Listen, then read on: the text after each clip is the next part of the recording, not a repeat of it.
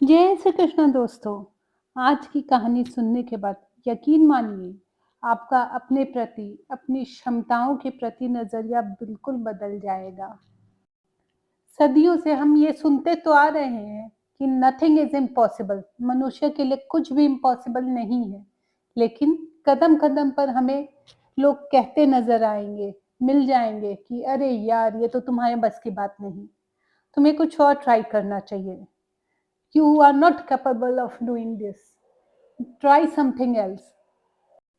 ये तो आप भी जानते हैं कि हमारा दिमाग हमारी थॉट प्रोसेस के अनुसार काम करता है। यदि हम अपने दिमाग में ये बीज बोएंगे कि ये हम नहीं कर सकते, तो अल्टीमेटली होगा वही, हम वो काम नहीं कर पाएंगे। लेकिन अगर हम खुद के दिमाग में ये फीड करें कि I will do it and I can do it, और मैं ये करके रहूँगा, तो आप वो अल्टीमेटली कर पाएंगे। You will be successful.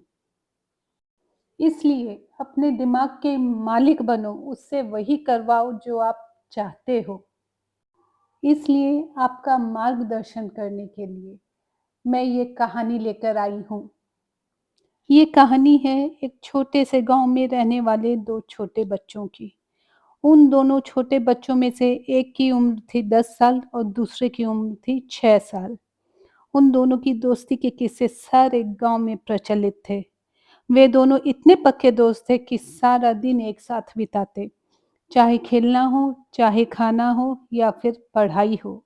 अगर कहीं घूमने भी जाना है तो हमेशा एक दूसरे के साथ ही जाते थे।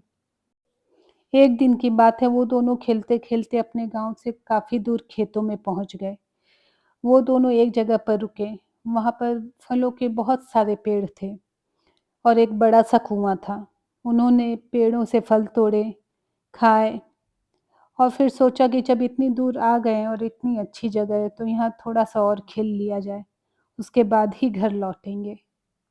खेलते-खेलते कुछ ऐसा हुआ कि जो 10 साल का बच्चा था, वो उस बड़े से कुएँ में गिर गया और ज़ोर-ज़ोर से चिल्लाने लगा, बचाओ, बचाओ, ताकि कोई आए उनकी मदद करने।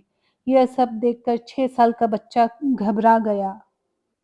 वह बच्चा चारों ओर नज़र दौड़ाने लगा कि शायद कोई उनकी आवाज़ सुन ले और उनकी मदद को आ जाए, लेकिन उसे दूर-दूर तक कोई भी नहीं दिखाई दिया।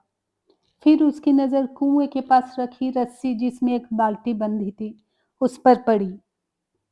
उस बच्चे ने कुछ भी सोचे समझे बिना वह रस्सी उठाई और बाल्टी अपने दोस्त की तरफ फेंकी। जैसे ही रस्सी से बंधी बाल्टी का सहारा मिला, 10 साल का बच्चा उसे पकड़कर बाहर निकलने का प्रयास करने लगा।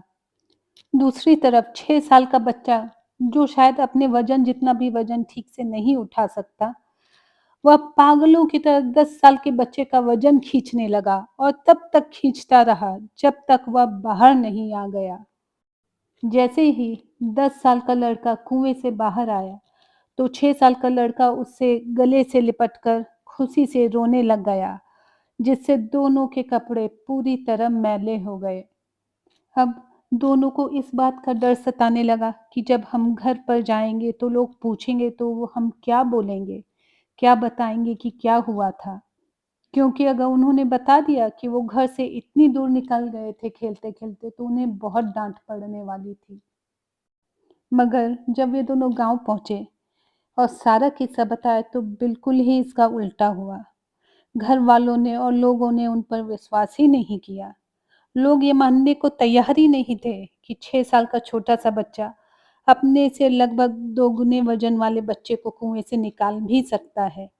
लोगों के बार-बार पूछने पर भी जब दोनों बच्चों ने वही कहानी बताई, तो लोग गाँव में सबसे समझदार बूढ़े आदमी के पास इस समस्या को लेकर गए। जब लोगों ने उन्हें सारी बात बताई और कहा कि ये बच्चे झूठ क्यों बोल रहे हैं, हमें समझ में नहीं आ रहा है।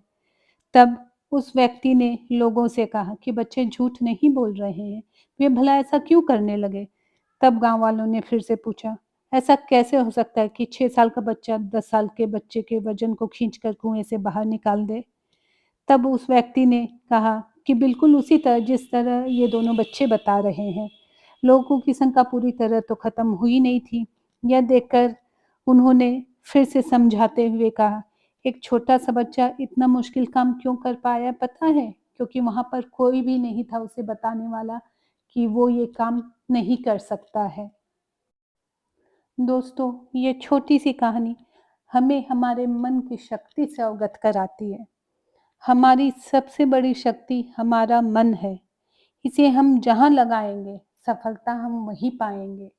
वो कहते हैं ना, मन के हारे हार है, मन के जीते जीत। विचार कीजिएगा और अपने मन को सकारात्मक विचारों में लगाइएगा। राधे, राधे।